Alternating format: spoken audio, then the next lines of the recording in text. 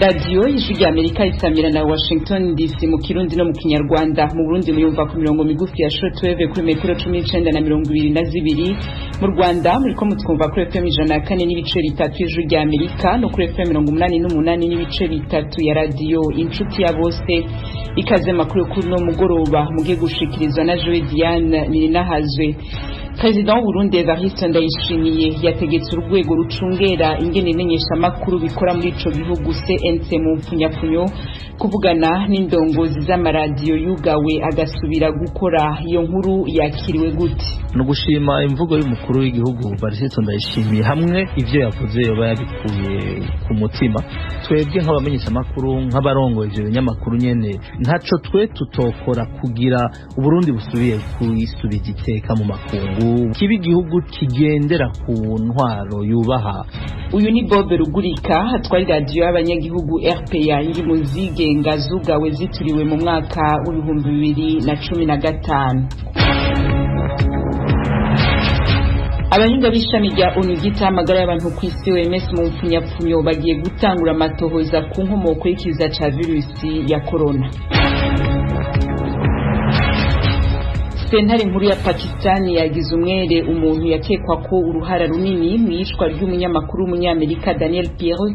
Ayo makuru yose duce ku masonga tuyarambura mu kanya isase mu bihagufi y'amaradiyo yanyu.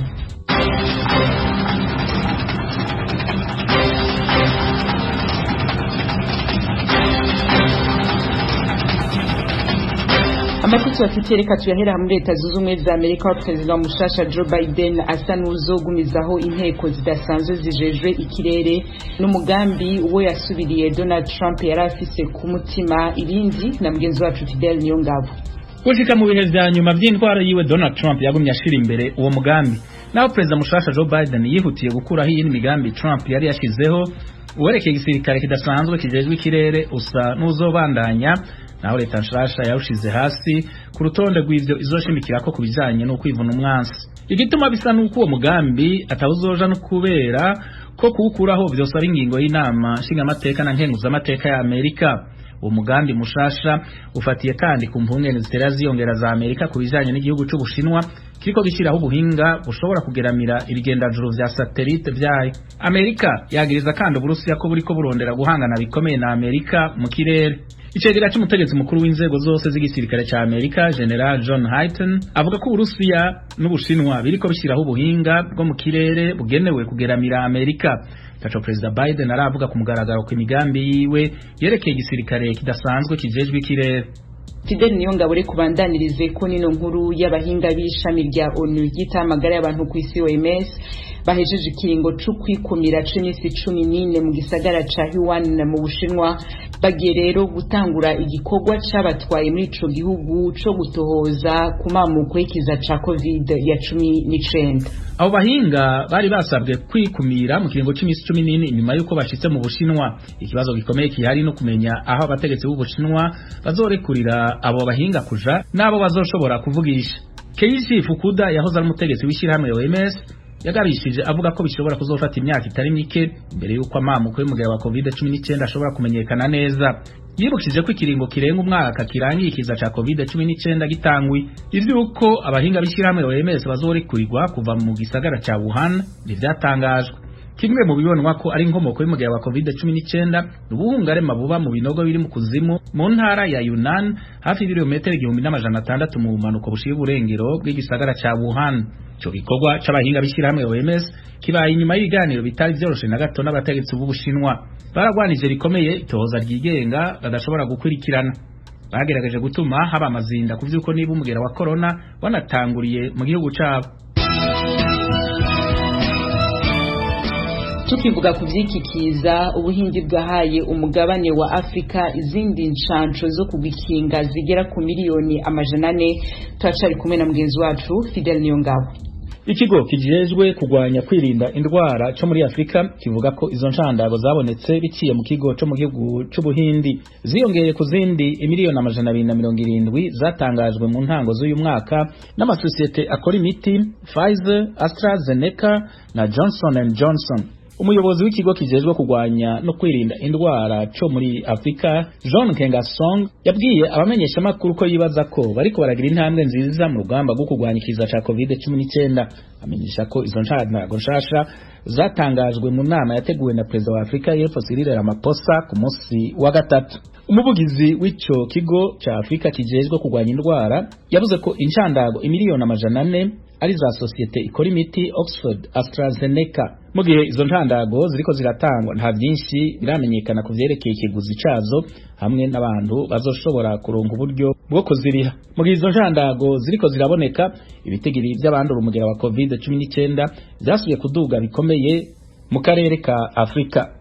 Fidel urakoze. Sentare nkuru ya Pakistan yagize umwere umuntu yakekwa kuba yaragize uruhara runini mu yicwa ry'umenyesha makuru umunyamerika Daniel Pearl ejo ni Mukankusi n'ivyatubwira.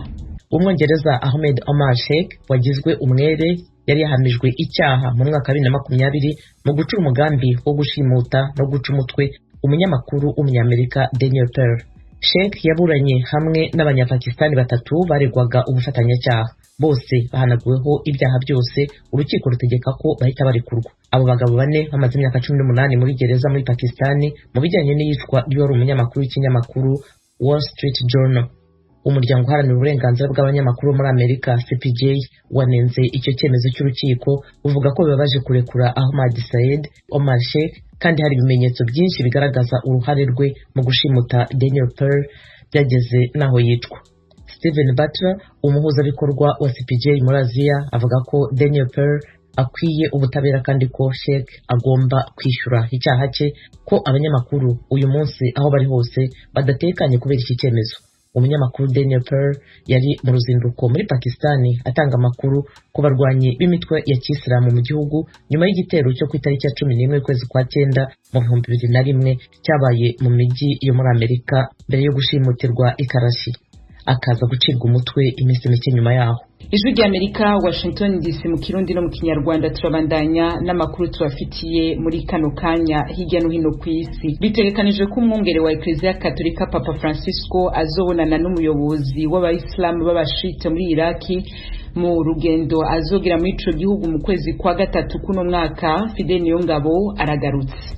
Urugendo rwa Papa muri Iraq abaje imbere yiwe batashoboye kugira ruzoba rubaye mu gihe ibibazo by'umutekano bitera vyongera mu bice bimwe by'igihugu. Ni inyuma kandi yuko habaye igitero ca mbere gikomeye cyane c'umuyahuzi ku mugwa mukuru Baghdad mu kiringo c'imyaka 3. Ubwo rugendo ruzoba hagati y'igenekerezo rya 5 n'ijy'8 y'ukwezi kwa gatatu ruzoba rurimo imisa azohimbaza ku mugwa mukuru Baghdad no mu gisagara ca Erbil kiri mu buraruko bw'igihugu. Papa Francisco azogendera kandi igisagara ca Mosul cyahoze kiri mu minwe ya leta ya Islam. Ico gisagara kirafise abakristo bari kurushi hamwe n'ibisigarira by'igisagara ca Ur mu manuko bw'igihugu.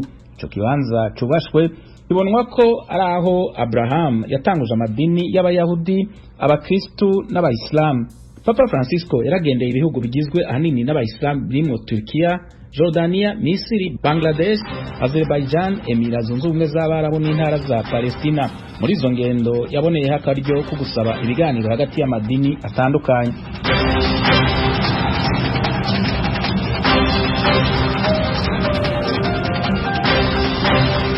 Barakoze bagenzi bacu kuri aya makuru yose agezweho hirya no ku isi baduteguriye bakaba bahejeje kudushikiriza. Ijwi ry'Amerika mukomeje kumva mu Kirundi n'Ikinyarwanda.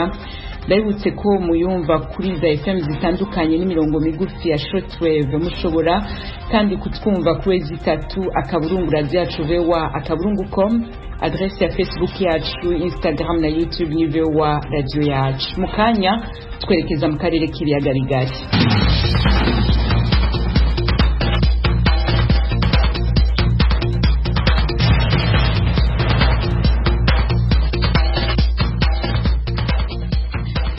President w'Uburundi Evariste Ndayishimiye yategetse urwego rucungera ingene bimenyesha makuru bikora muri ico gihugu CNC kurondera mu maguru masha abatwara amaradiyo yugawe canke yahagaritswe kugira ngo baganire maze barabe ko yosubira kugurura. Ibiratomoka neza ayo maradiyo umukuru w'igihugu yavuze ayariyo. Ibindi kuri no nkuru na mugenzi wacu Pierre Claver niyo nkuru. kubw'umukuru w'igihugu amaradiyo n'ibimenyesha amakuru vyugawe hamwe n'ivyafatiwe ibihano bibwirizwa kugururwa kugira navyo biterere mu kubaka igihugu.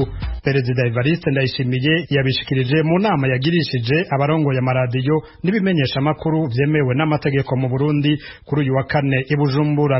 Perezida Ndayishimiye yahaye ububasha urwego CNC rujejwe gucungera ingene ibimenyesha amakuru bikora bwo kuvugana n'abatwara ayo maradiyo. Ico ndababwiye cyose ndabemereye nuko n'amasate twageze mu kandi tuteza kurondera ingene atorerwa umuti.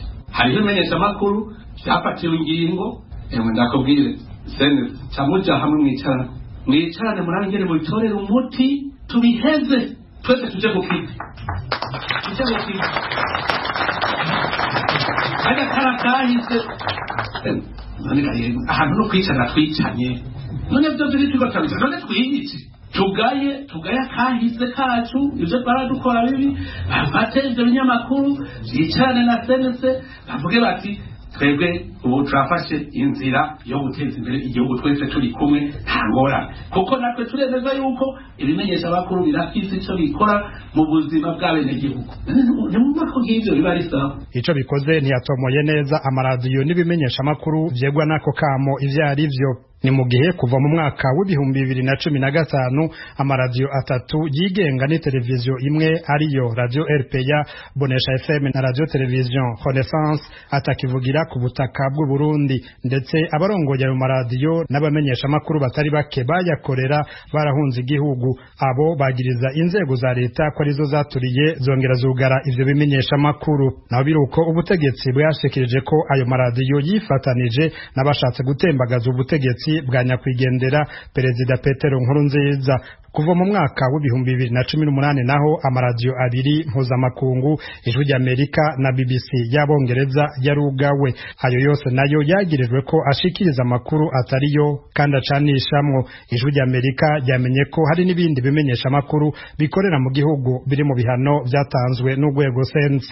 Aha umukuru w'igihugu yasavye abamenyesha amakuru n'abandi bakurikirana hagufi uwo mwuga ko bokwikubita gashi bagashikiriza inkuru z'ukuri gusa. Bizwi neza ko umumenyesha amakuru adashobora kubesha. Nico gituma umumenyesha amakuru ni yabeshe nta numwe avyemera ko yabeshe. Niwe ategerezwa kuba umunyakuri wa mbere.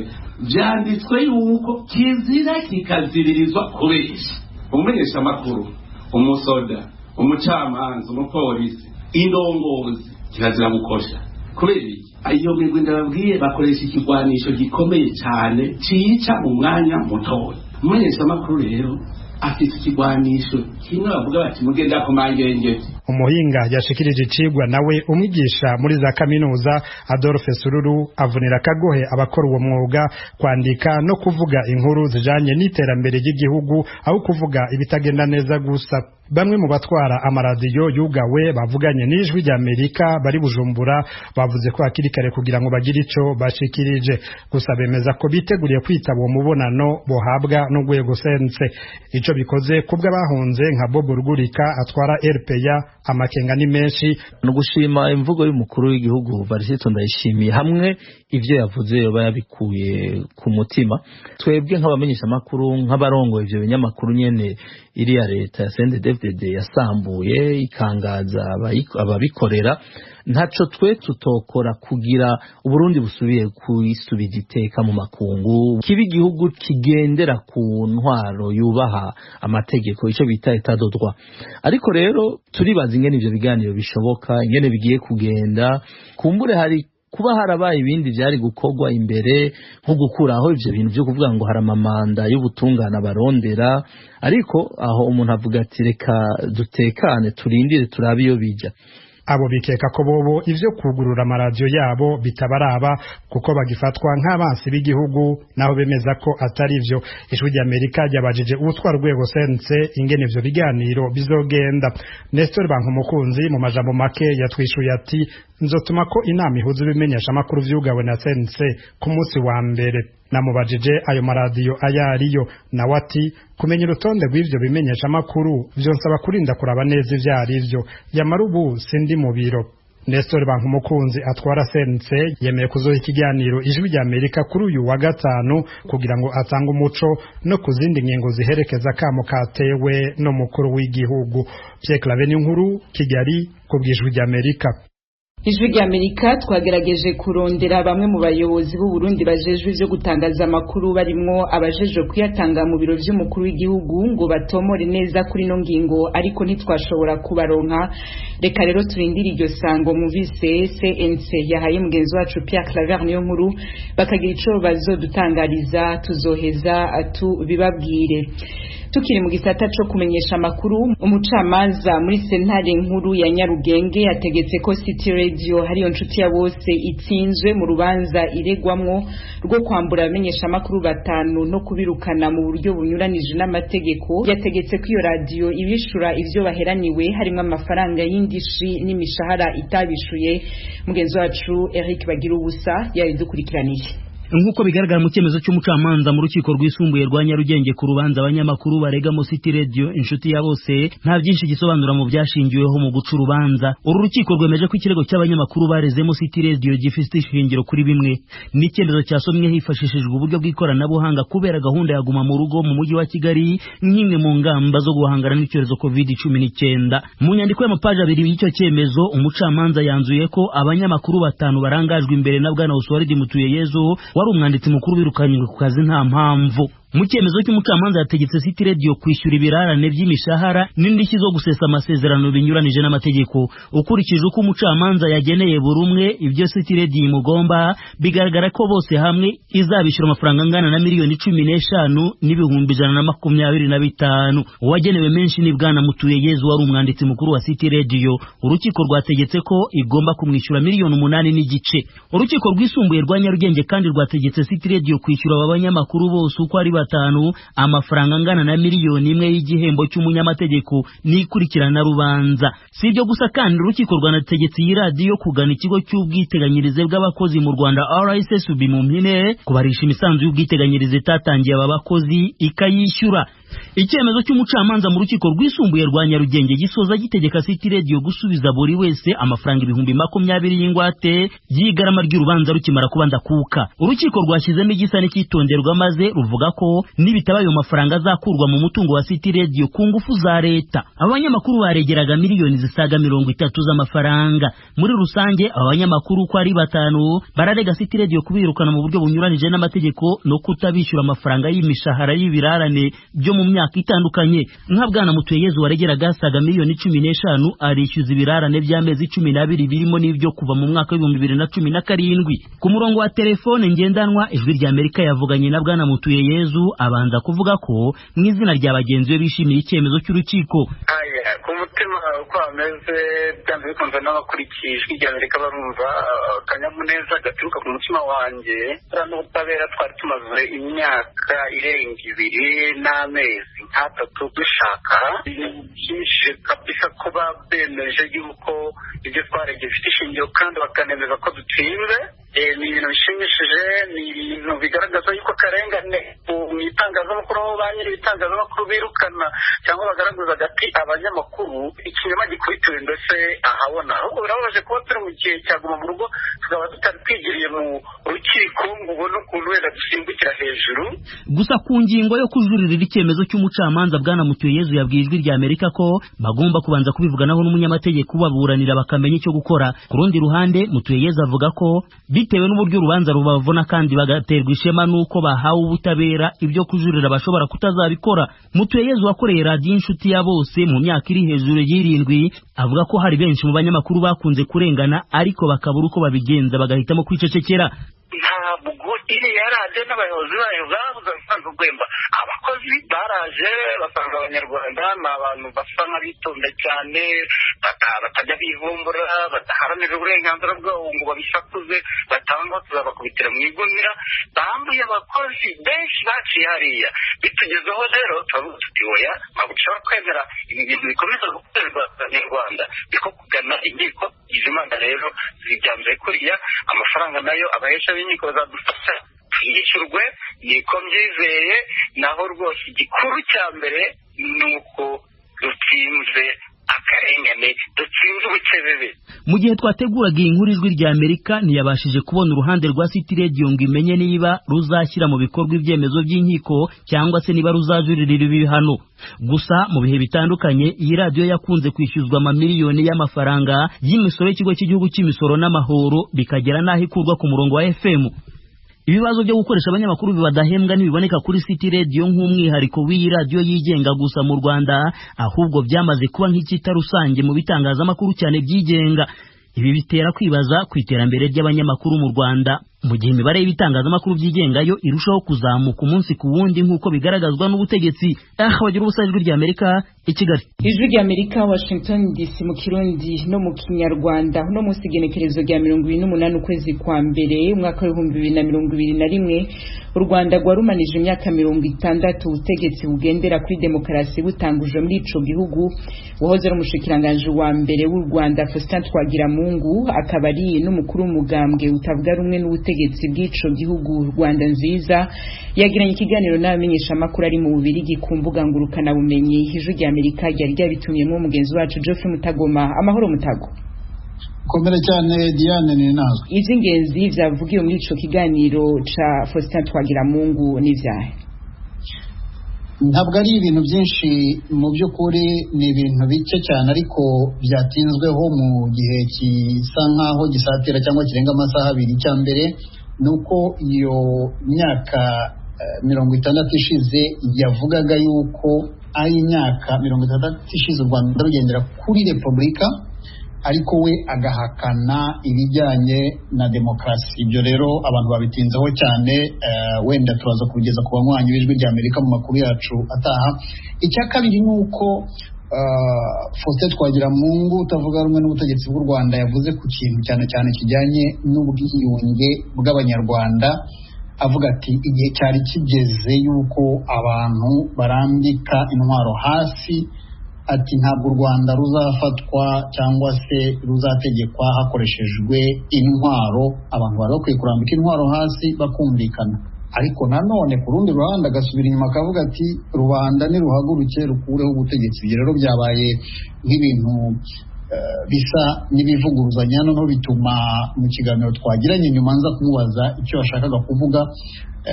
Ibyo nabyo wenda turaza kubigarukaho mu makuru yacu ataha, ariko icyo ashaka kuvuga nuko avuga ati ntihabeho ukuri kujyanye no gusaba imbabazi no gusasa inzobe kugira ngo abanyarwanda bashobore kubaho mu buryo bwo kwizerana no kugira amahoro arambye. Mu magambo ye niko yabivugaga.